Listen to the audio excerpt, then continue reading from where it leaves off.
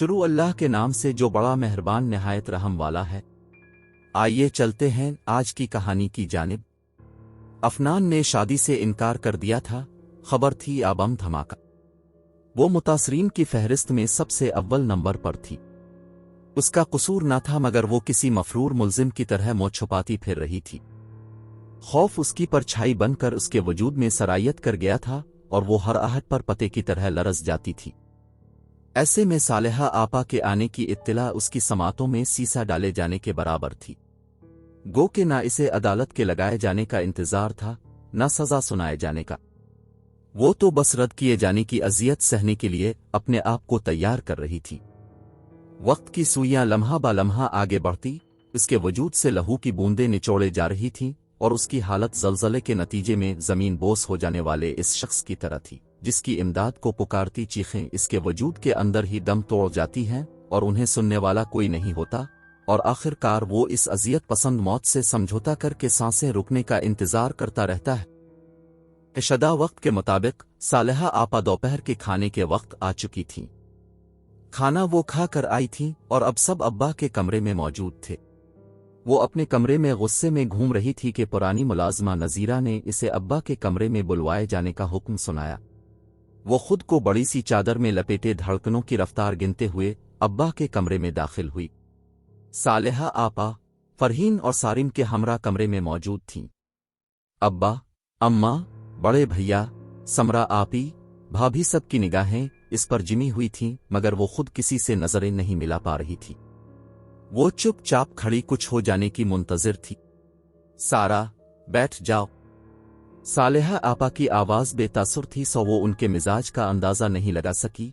अलबत्ता समरा आपी के इशारे पर रोबोट की मानिंद चलती हुई उनके पास बैठ गई और सर झुका लिया। हम सब ने मिलकर एक फैसला लिया है कि अब जबकि अफनान ने फरहीन से शादी से इनकार कर दिया है तो तुम्हारी और सारिम। सालेहा आपा पानी के घूंट लेते हुए बात कर रही थीं। अचानक उन्हें अच्छू लग गया। सारा का दिल चाहा कि वो इस मौका का फायदा उठाकर भाग जाए या फिर उन सब के सामने हाथ जोड़कर उनसे पूछे, अगर अफनान भाई ने शादी से इनकार कर दिया है तो इसमें मेरा क्या कसूर है? और सारिम, तुम तो मुझसे मोहब्बत करते थे। अफनान भाई और फरहीन का रिश्ता तो फिर भी उनके बदले तय पाया था।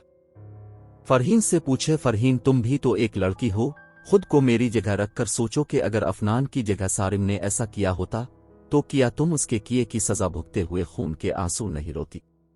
मगर उसके अल्फाज कुव्वत गोयाई से महरूम थे। सोचों की बढ़ती आवाज में उगरचे इसका दिमाग फाड़ने पर आमादा थी और करीब था कि वो सर पकड़कर गश खाकर गिर जाती। सालेहा आपा ने आकर उसे अपनी आगोश में भर लिया। क्या हुआ है मेरी बच्ची? अरे ये वक्त तो सब पर आता है। लड़कियां माँ बाप का घर छोड़कर जाती हैं। हाँ, अलबत्ता यूं अचानक ये खबर तुम्हें जरूर परेशान कर गई होगी।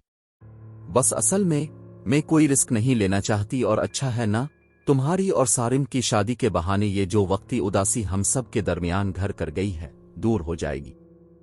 सालेहा आपा जाने क्या कहे जा रही थीं और वो दम बखुद उनके चेहरे को खोज रही थी, गोया अंदाजा लगाना चाह रही हो कि आया वो अपने होश व हवास में है, वरना उन जैसी रवायत पसंद खातून का ये फैसला और ऐसा कदम उसके लिए तो कम अज कम किसी मुजिज़े से कम ना था। सालेहा आपा, हम किस्मों से आपका शुक्रिया अदा करें। अहद ले लें, हमें हर गज अंदाजा नहीं था कि अफनान बाहर जाकर ऐसी गिरी हुई हरकत करेगा।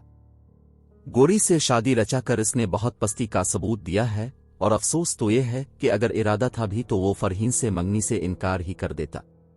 अब जैसे मुहज्जिब और रवायत पसंद घराने से जुड़ना हमारी खुश नसीबी है, वरना किसने सोचा था कि पड़ोस से हमारा रिश्ता सिमधयाने में बदल जाएगा। मुझे तो अब तक यकीन नहीं आ रहा कि अब सब ने इतना बड़ा दिल किया और हमारी सारा को ठुकरा कर जाने की बजाय दिल से अपना लिया। वरना अक्सर तो ऐसे मामलात में यही देखने में आया है कि अगर एक तरफ से रिश्ता टूटे तो दूसरी तरफ से भी बराबर का बदला लिया जाता है। आपके ज़र्फ ने हमें जीत लिया। समरा आपी ने गोया सारा के दिल की बात कह दी थी। खुद इसके दिल में भी सालेहा आपा की कदर मंजिलत बेहद बढ़ चुकी थी। नहीं समरा, ऐसे मत कहो, मैं इंसान हूं, फरिश्ता नहीं।